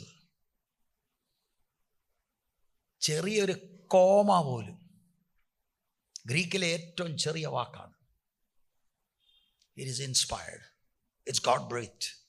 ഇതാണ് നമ്മുടെ പിള്ളേർ വായിക്കാതെ ഇരിക്കുമ്പോൾ മാതാപിതാക്കൾ, എന്നാലും കെമിസ്ട്രിക്ക് ഒരു 1/2 മാർക്ക് കൂടെ ഉണ്ടായിരുന്നെങ്കിൽ.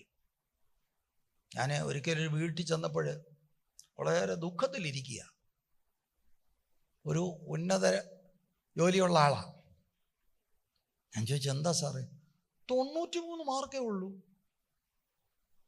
അയാളോട് എന്താണ് നമ്മൾ പറയേണ്ടത്?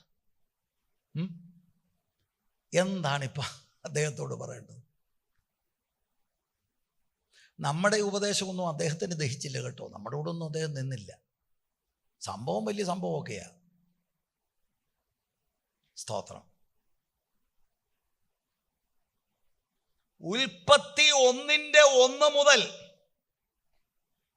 വെളിപ്പാട് പുസ്തകം 22 അതിൻ്റെ ഏറ്റവും അവസാനത്തെ വാക്യം, verse 21, the grace of the Lord Jesus be with all the saints, amen. അത് മുഴുവനും Genesis 1:1 to Revelations 22:21, God breathed. Oh, we should value the book. പണ്ട് ഒരു മഹാനായ വ്യക്തി മരിക്കാൻ കിടക്കുക കേട്ടോ. മരിക്കാൻ കിടന്നപ്പോൾ തന്നെ സെക്രട്ടറിയോട് പറഞ്ഞു, ബ്രിങ് മീ ദ ബുക്ക്. പുള്ളിക്ക് thousands of books വോളിയം ഉള്ളത്. സെക്രട്ടറി ചോദിച്ചു, ഏതാ സാർ ഉദ്ദേശിച്ചത്? അയാൾ പറഞ്ഞു, I said the book. there is only one book. ഇതിനോട് കിടപിടിക്കാൻ ഇതിന് തുല്യമായി ഉലകത്തിൽ ഒരു പുസ്തകമില്ല, ഒരു മതഗ്രന്ഥവുമില്ല. there is only one book where God has spoken. ദൈവത്തിന് മനസ്സ് വെളിപ്പെടുത്തിയിരിക്കുന്ന ഒറ്റ പുസ്തകമേ ഉള്ളൂ. വിശുദ്ധ വേദപുസ്തകമാണ്. വേദപുസ്തകത്തിന് അതിൽ തന്നെയുള്ള സാക്ഷ്യമാണ് എല്ലാ തിരുവെഴുത്തും ദൈവശ്വാസികമാണ്. നോക്കിയേ, എല്ലാ തിരുവെഴുത്തും, പഴയ നിയമവും പുതിയ നിയമവും എല്ലാം തിരുവെഴുത്തുകൾ എന്നുള്ളത് 14-ാം വാക്യത്തിൽ നമ്മൾ കണ്ടിട്ടുണ്ട്. അവിടെ പഴയ നിയമമാണ് ഉദ്ദേശിച്ചത്. എന്നാൽ 16-ാം വാക്യത്തിലേക്ക് വരുമ്പോൾ പഴയ നിയമവും പുതിയ നിയമവും രണ്ടും കൂടെ ഉൾപ്പെടുത്തിയാണെന്ന് നമുക്ക് മനസ്സിലാക്കാൻ കഴിയും. സ്തോത്രം. അല്ല, ഇന്നലെ എന്നോട് പുള്ളിക്കാരത്തി ഒരു സ്വപ്നം കണ്ടെന്ന് പറഞ്ഞായിരുന്നു. അത് ഗോഡ് ഇൻസ്പയർഡ് അല്ല, വചനം പോലെ. മനസ്സിലായോ? ദൈവവചനത്തെ ഒരാളുടെ സ്വപ്നമോ ഒരാളുടെ ഒന്നും കൊണ്ട് റീപ്ലേസ് ചെയ്യാൻ കഴിയത്തില്ല. എനിക്കൊരു ഫീലിംഗ്, എനിക്കൊരു മിസ്റ്റിക്കൽ അനുഭവം, എനിക്കൊരു അനുഭൂതി, ഇതെല്ലാം ദൈവം തരത്തില്ലെന്നല്ല പറഞ്ഞത്. God inspired only the book. മറ്റേതിനെല്ലാം ചിലത് ശരിയായിട്ടുള്ളതുണ്ട്, ചിലത് അല്ലാത്തതുണ്ട്. പക്ഷേ ഈ ബുക്കിനെ റീപ്ലേസ് ചെയ്യാൻ, ബൈബിളിനെ റീപ്ലേസ് ചെയ്യാൻ ഇതിനൊന്നും കഴിയത്തില്ല. All scripture is God breathed. എല്ലാ ബുക്കും, എല്ലാ അധ്യായങ്ങളും, എല്ലാ വാക്യവും, എല്ലാ വാക്കും, എല്ലാ ലെറ്ററും ഇൻസ്പയർഡ് ബൈ ഗോഡ്. ദൈവം പറഞ്ഞത് മാത്രമാണ് രേഖപ്പെടുത്തിയിരിക്കുന്നത്. സ്തോത്രം. ഓ, ഞാൻ ഉൽപ്പത്തി പുസ്തകം വായിച്ചപ്പോൾ ഇന്നൊരു ജനിപ്പിച്ച് അതാ ബുക്കിനൊരു ഒന്ന് എഴുതിയെന്നേ ഉള്ളൂ. No, it is God inspired. അയ്യോ, അതിനകത്ത് ഇപ്പൊ ആ ഓരോ ആളിന്റെ പേര് നിങ്ങൾ പരിശോധിച്ചാൽ അതിന്റെ പിൻപിൽ ഒരു ദൂതുണ്ട്. ദൈവത്തിന് നമ്മളോട് കമ്മ്യൂണിക്കേറ്റ് ചെയ്യാൻ ഒരു വലിയ ദൂതുണ്ട്. നമുക്കിതറിയാൻ വയ്യാത്തതാണ് നമ്മളത് പോട്ടെ. മത്തായിയുടെ സുവിശേഷം 1 ജീനിയോളജിക്കകത്ത് അടങ്ങിയിരിക്കുന്ന വലിയ ഗംഭീര ദൂതുകളുണ്ട്. സ്തോത്രം. All scripture is inspired. ഇനി ആ വാക്ക് ശ്രദ്ധിക്കുക. ദൈവശ്വാസീയമാകയാൽ. ഇവിടെ മാത്രമേ ഈ പ്രത്യേക വാക്ക് മൂലഭാഷയിൽ ഉള്ളൂ.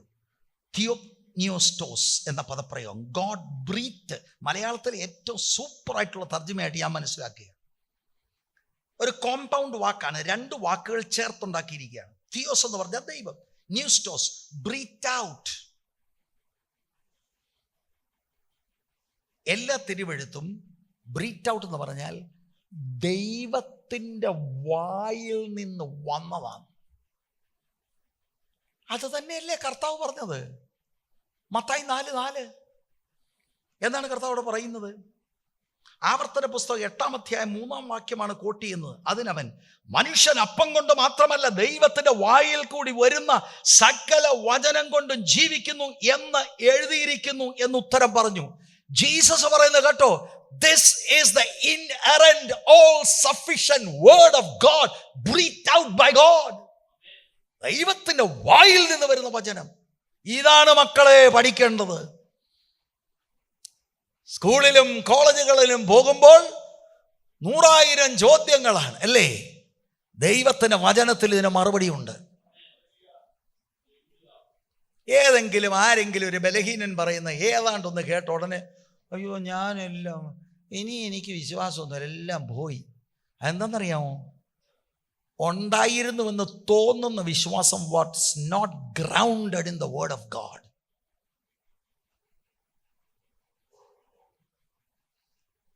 Price the Lord. ഇനി ശ്രദ്ധിക്കണം, ഈ ദൈവശ്വാസ്യം എന്നുള്ളത് ശ്രദ്ധിച്ച് കേൾക്കണം. ആദ്യം കുറെ വചനങ്ങൾ ഉണ്ടായിരുന്നു, എന്നിട്ട് ദൈവം അതിന്മേൽ ശ്വസിച്ചു എന്ന അർത്ഥമല്ല.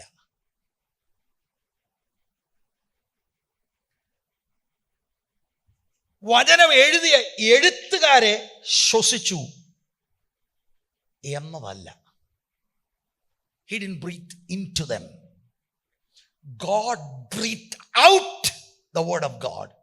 ദൈവമാണ് ഇതിന്റെ സോഴ്സ്, ദൈവമാണ് സംഭവം ദൈവത്തിന്റെ മനസ്സിലാണ് ഇത് ഒറിജിനേറ്റ് ചെയ്തത്. God breathed it out.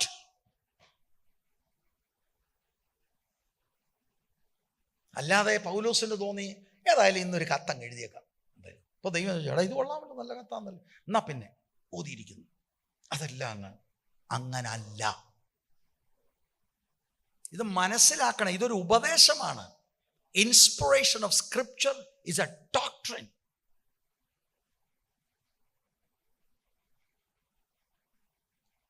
അല്ലാതെ ദൈവം മത്തായിയുടെ മേലും മർക്കോസിന്റെ മേലും ലൂക്കോസിന്റെ മേലും യോഹന്നാനെ ഒന്നും ഇൻസ്പയർ ചെയ്തെന്നല്ല. അവര് റെക്കോർഡ് ചെയ്ത ടെക്സ്റ്റ് ആണ് ഇൻസ്പയർഡ്. ഈ ബിബ്ലിക്കലായിട്ടുള്ള എഴുത്തുകാരെ ആത്മാവ്, the Holy Spirit carried them along എന്നാണ് പീറ്റർ പറയുന്നത്. അവരിൽ നിന്ന് വന്ന ആ പ്രൊഡക്റ്റ്, ആ കണ്ടന്റ്, അവരെന്ത് എഴുതി, അതാണ് ദൈവത്തിന്റെ വായിൽ നിന്ന് വന്നത്. നിങ്ങൾ ശ്രദ്ധിക്കുന്നുണ്ടോ? ബൈബിൾ എഴുത്തിൽ 2 ഓഥേഴ്സാണുള്ളത്, ഡ്യുവൽ ഓഥർഷിപ്പ്.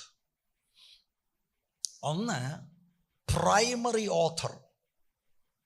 പ്രൈമറി ഓഥർ ദൈവമാണ്.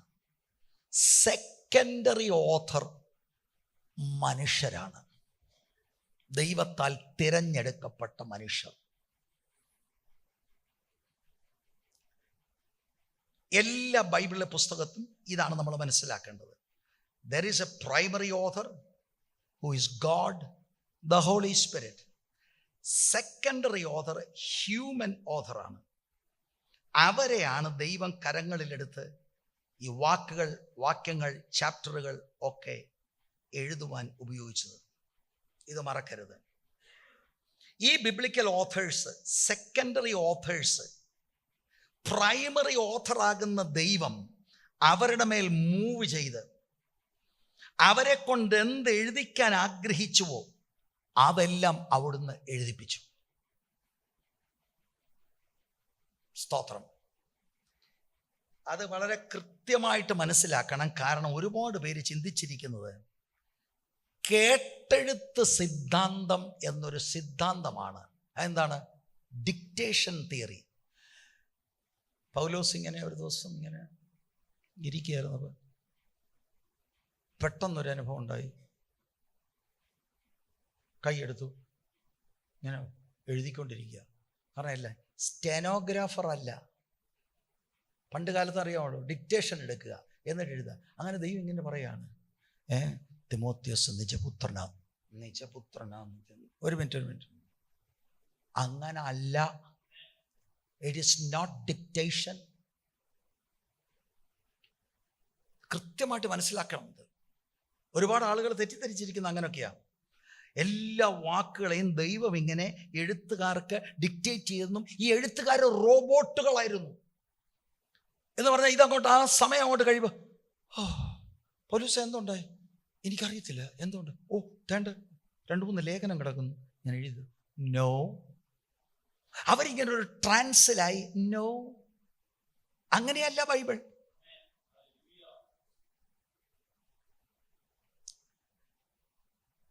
ദൈവം ഡിക്റ്റേറ്റ് ചെയ്തില്ല എന്ന് പറയുമ്പോൾ ഞാൻ പറയുന്നത്, ദൈവം ഈ എഴുത്തുകാരിൽ മേൽ ദൈവാത്മാവ് അവരെ ക്യാരി ചെയ്ത് ദൈവശ്വാസികമായ, ദൈവം ആഗ്രഹിച്ച, ദൈവം ഉറവയായ വാക്കുകൾ അവരെ കൊണ്ട് എഴുതിപ്പിച്ചു. അപ്പോൾ ഇതിനിടയ്ക്ക് ഒരു കാര്യം പറയാം. ചില ഇടങ്ങളിൽ കൃത്യമായി ദൈവം സംസാരിച്ച മാത്രം എഴുതിയിട്ടുണ്ട്, ഡിക്റ്റേറ്റ് ചെയ്ത് എഴുതിയിട്ടുണ്ട്. ചില കേസുകൾ യഹോവ ഇപ്രകാരം അരുളി ചെയ്യുന്നു എന്ന് പറഞ്ഞ് ചില രേഖകൾ നമുക്ക് കാണാം. പക്ഷെ അതല്ല എപ്പോഴും ഉണ്ടായത്. ആമേൻ. എന്തെങ്കിലും പഠിക്കുന്നുണ്ടോ? ഒരിതില്ല, നമുക്കൊരു ദൂതില്ല. എല്ലാ ദൂതിൻ്റെയും ഇടമാണ് ബൈബിൾ. ബൈബിളാണ് പഠിക്കേണ്ടത്. സ്തോത്രം. എല്ലായ്പ്പോഴും അങ്ങനെയല്ലായിരുന്നു. മിക്കപ്പോഴും, എല്ലായ്പ്പോഴും, ചില അപൂർവ സമയങ്ങളിൽ ഒഴികെ ദൈവത്തിൻ്റെ ആത്മാവ് ദൈവത്താൽ തിരഞ്ഞെടുക്കപ്പെട്ട മനുഷ്യരെയാണ് ഉപയോഗിച്ചത്. അവരുടെ തനതായ പദാവലി അല്ലെങ്കിൽ അവരുടെ യുണീക്ക് വൊക്കാബുലറി, അവരുടെ സ്വന്തം രചനാശൈലി, അവരുടെ ചരിത്ര ഗവേഷണം, അവരുടെ സ്വന്തം ദൃക്സാക്ഷി നിരീക്ഷണങ്ങൾ, മറ്റ് ദൃക്സാക്ഷികളുടെ അഭിമുഖം, ഇതെല്ലാം ഇതിനകത്ത് ഇൻവോൾവ്. ദൈവം, ദ ഹോളി സ്പിരിറ്റ് മൂവ്ഡ്. സ്തോത്രം. ഹല്ലേലൂയ. ഈ ഹ്യൂമൻ ഓതേഴ്സിൽ ദൈവത്തിൻ്റെ ആത്മാവിൻ്റെ ചലനം പറഞ്ഞ ഗോഡ് ദ സ്പിരിറ്റ് മുഴുവൻ വർക്കിനെ സൂപ്രിൻറ്റൻഡ് ചെയ്യുകയാണ്. അതുകൊണ്ട് ഒരൊറ്റ തെറ്റുപോലും ബൈബിളിലില്ല. ഒറ്റ തെറ്റുപോലുമില്ല ബൈബിളിൽ. ഞാൻ ഈ സംസാരിക്കുന്ന ഒറ്റ തെറ്റെന്ന് പറയുമ്പോൾ മൂലഭാഷയിൽ.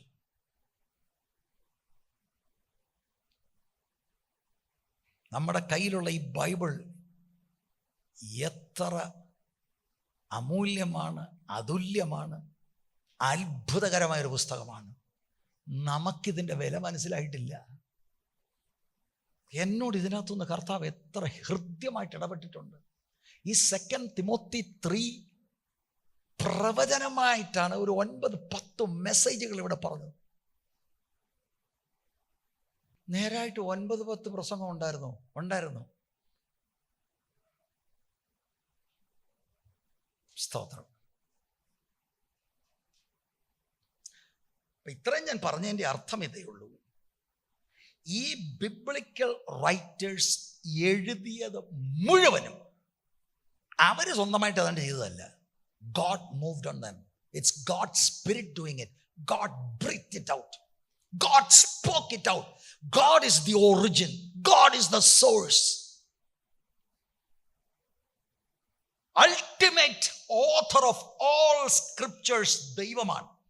ദൈവത്തിൻ്റെ മനസ്സിലാണ് ഈ തിരുവെഴുത്തുകളെല്ലാം ഒറിജിനേറ്റ് ചെയ്തത്. Price the Lord.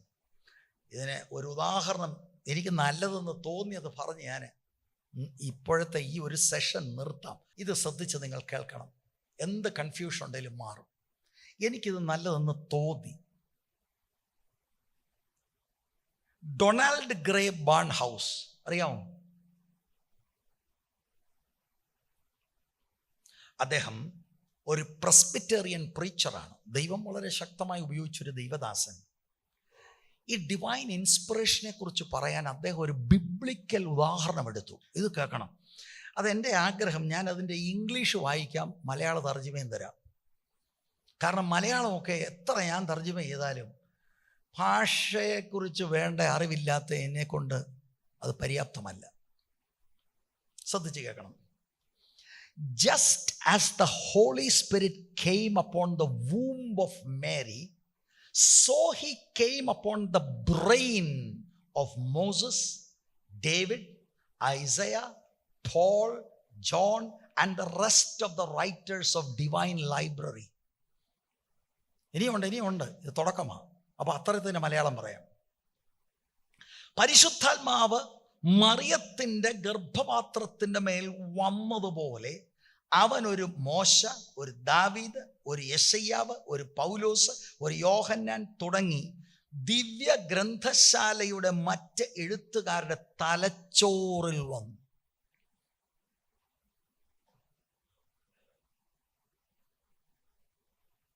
തലച്ചോറിൽ വന്നു എന്ന് പറയുമ്പോൾ ഇനി എന്നോട് ക്വസ്റ്റ്യൻ ചോദിക്കുക, അകത്താന്നോ പുറത്താന്നോ?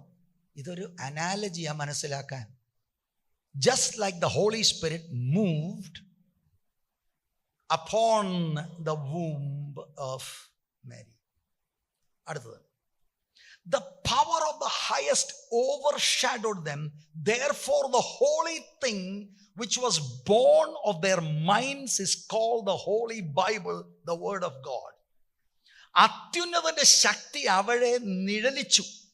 അതിനാൽ അവരുടെ മനസ്സിൽ നിന്ന് ജനിച്ച ആ വിശുദ്ധ വസ്തുവിനെ വിശുദ്ധ ബൈബിൾ എന്ന് വിളിക്കുന്നു. ദൈവത്തിന്റെ മാറ്റമില്ലാത്ത വചനം. ഓ, എന്ത് നല്ല ഉദാഹരണമല്ലേ മനസ്സിലാക്കാൻ.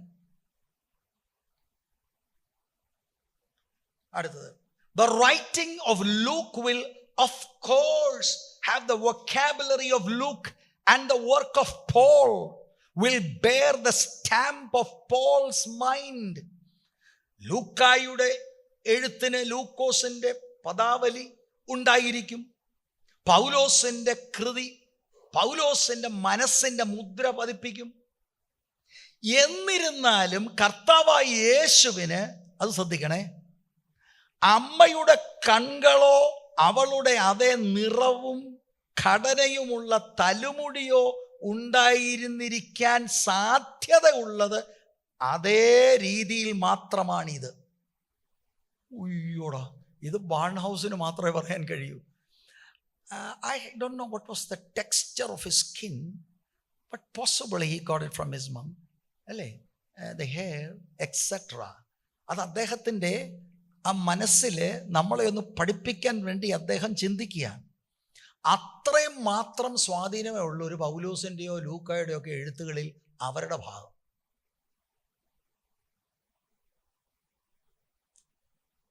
He did not inherit her sin because the Holy Spirit has come upon her. കർത്താവിന് മറിയയുടെ പാപം ലഭിച്ചിട്ടില്ല, നമുക്കതറിയാം. പരിശുദ്ധാത്മാവ് അവളുടെ മേൽ വന്നതിനാൽ അവൻ അവളുടെ പാപങ്ങൾ അവകാശമാക്കിയില്ല. ഇതെങ്ങനെ എന്ന് ചോദിച്ചാൽ ദൈവം പറയുന്നു എന്നതായിരിക്കും ഉത്തരം. That's all. This is how God used the authors.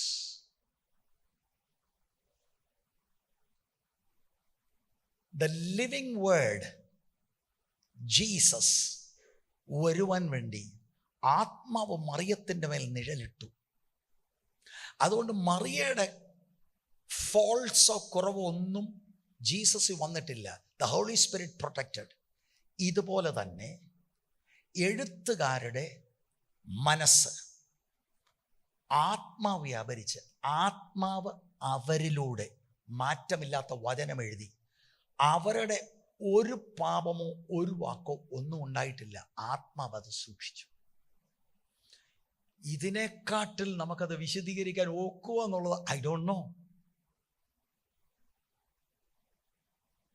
Price the Lord. ബൈബിളിൽ മനുഷ്യരുടെ രചനകൾ അവരുടെ ജഡീക മനസ്സിൻ്റെ തെറ്റുകൾ അവകാശമാക്കിയില്ല. കാരണം അവരുടെ രചനകൾ പരിശുദ്ധാത്മാവിനാൽ വിഭാവനം ചെയ്യപ്പെട്ടതും അവരുടെ വീണുപോയ സ്വഭാവത്തിൽ പങ്കു ചേരാതെ അവരുടെ വ്യക്തിത്വങ്ങളിൽ നിന്ന് ജനിച്ചതുമാണ്. Price the Lord. അപ്പം എന്താണ് ഇന്ന് രാവിലത്തെ ചിന്ത? ദൈവവചനത്തിലേക്ക് മടങ്ങി വാ. കുടുംബങ്ങൾ, വ്യക്തികൾ, ദൈവസഭ വചനത്തിലാണ് ഈ കാലഘട്ടത്തിൽ നിൽക്കേണ്ടത്.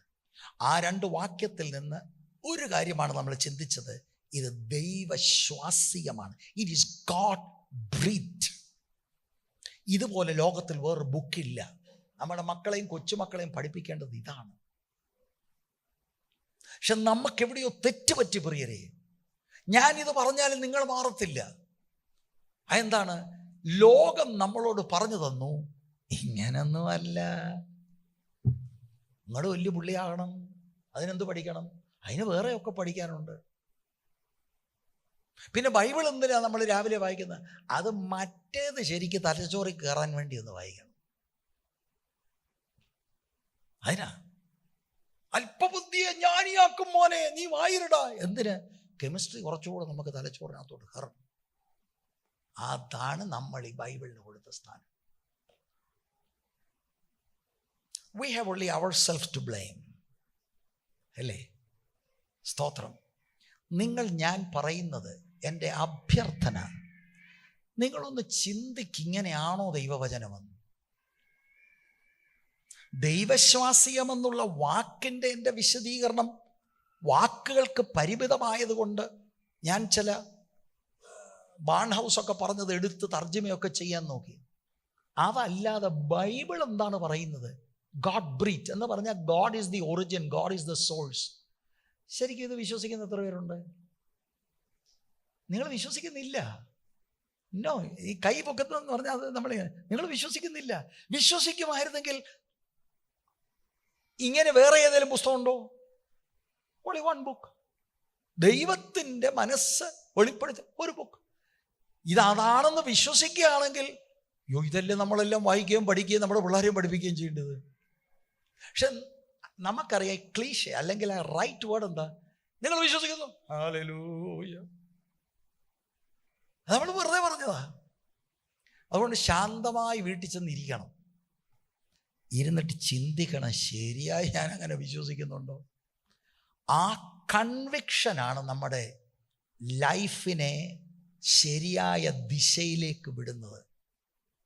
The conviction that God has given us a book in which he has revealed his word and it is infallible. ഇതിന് മാറ്റമില്ല, ഇതിൽ തെറ്റില്ല, ഇത് സഫിഷ്യൻ്റ് ആണ്. ഇതെൻ്റെ അകത്ത് വന്നാൽ ഞാൻ ഇതുകൊണ്ട് നടക്കുമല്ലോ. സ്തോത്രം.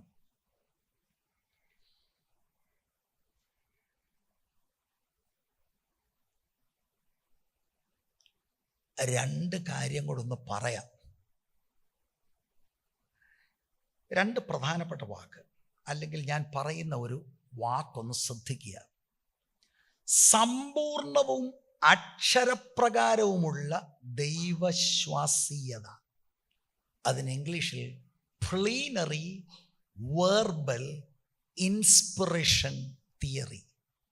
ഇതാണ് പൊതുവെ വേർപെട്ട സമൂഹം അംഗീകരിച്ച് സ്വീകരിക്കുന്നത്. എന്ന് പറഞ്ഞാൽ ഇത് വേർബൽ ഇൻസ്പിറേഷനാണ്, പ്ലീനറി ഇൻസ്പിറേഷൻ. വേർബൽ എന്ന് പറഞ്ഞാൽ ഓരോ വാക്കും ദൈവത്തിൻ്റെ വായിൽ നിന്ന് വന്നതാണ്. പ്ലീനറി എന്ന് പറഞ്ഞാൽ ദ ഹോൾ ബുക്ക്. അത് നിങ്ങൾ വിശ്വസിക്കുന്നുണ്ടോ? അപ്പൊ യോനെ തിമിംഗലം വിഴുങ്ങി വിശ്വസിക്കുന്നുണ്ടോ?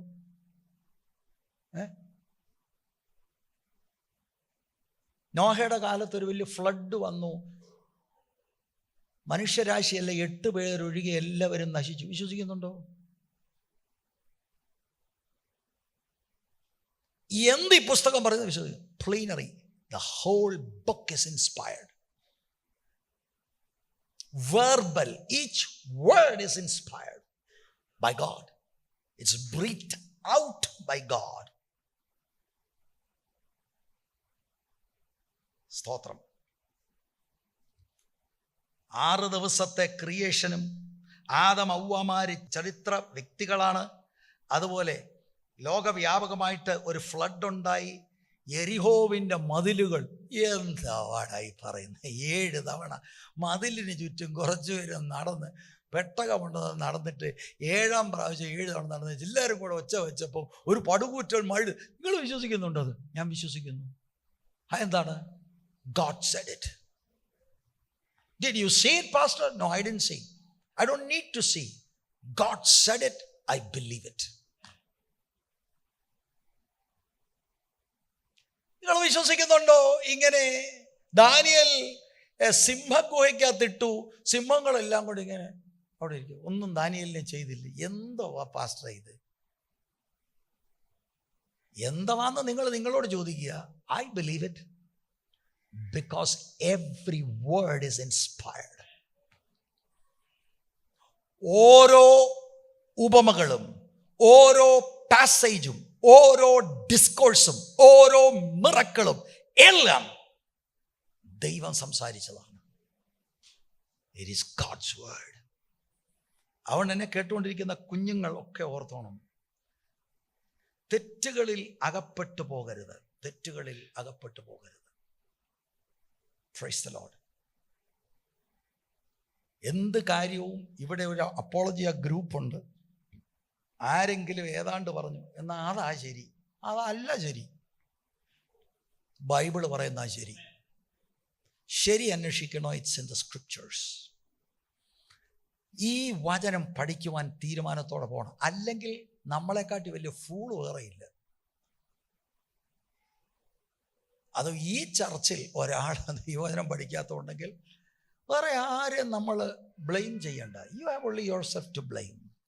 അന്ത്യകാലത്ത് തിമോത്തി നീ എന്ത് ചെയ്യണം? മനുഷ്യൻ സ്വസ്നേഹിയും ദ്രവ്യാഗ്രഹിയും വമ്പ് പറയുന്നവരും ഭക്തിയുടെ വേഷം ധരിച്ച് ശക്തിയെ ത്യജിക്കുന്ന ഒരു കാലഘട്ടത്തിലും ഉപദേഷ്ടാക്കന്മാർ പോലും ദുരുപദേശം പറയുന്ന കാലഘട്ടത്തിൽ നീ എന്ത് ചെയ്യണം? ദുരുപദേശത്തെ തിരിച്ചറിയാൻ you be a student of the Bible. വ്യക്തിപരമായ ജീവിതം നേരെ ചൊവ്വെ ജീവിക്കാൻ you be a student of the Bible.